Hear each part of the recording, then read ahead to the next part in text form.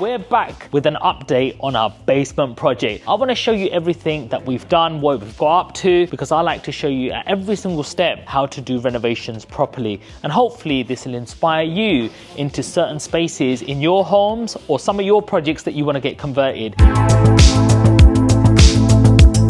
You also use this tape to make sure that you're sealing away any sort of chance of any moisture coming through.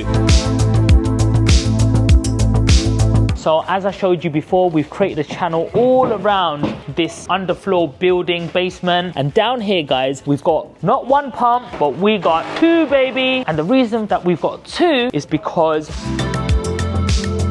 And on top of that, we add another 50 mil of insulation. Welcome back to the channel, guys. We're back with an update on our basement project. I want to show you everything that we've done, what we've got up to, because I like to show you at every single step how to do renovations properly. And hopefully this will inspire you into certain spaces in your homes or some of your projects that you want to get converted. This one is by Toolbar, guys, so reach out to us if you like any of the stuff that you see, because this is what we do on a daily basis. So what we showed you last time, we've got this cavity membrane.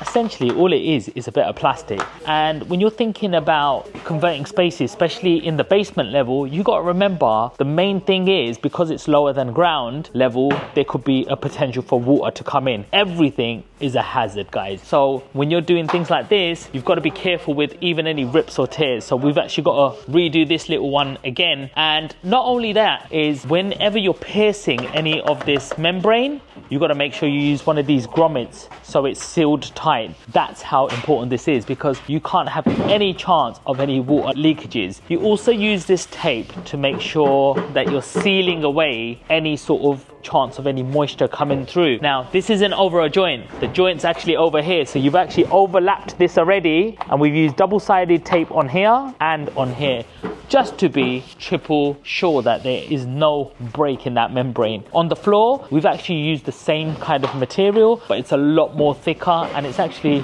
black material. Now, what we've done here at the moment, guys, is we've put insulation down. This is 100 mil thick. And we're going to be putting screed over the top of this. We've sealed up all of the joints once again. So on top of this insulation, guys, we've already got a DPM underneath it, which is a damp proof membrane. We're actually going to put another layer for a vapor membrane. So that means if it sweats because it's heat and the cold is hitting together and it creates any sort of moisture, it's going to be seeping straight into our drainage.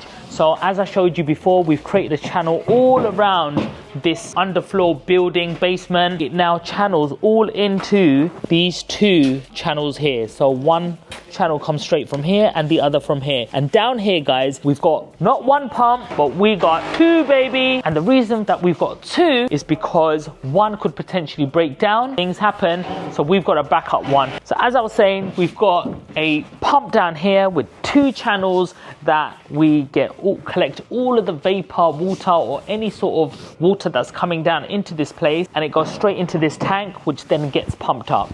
You can see a pipe here that will take all of the water out of the building, and where I currently am now is actually outside. Yeah, that's correct. Be putting a double skin wall here all around, couple of windows, but this is going to be the outside bit, and this is where the pump is going to pump all the water out.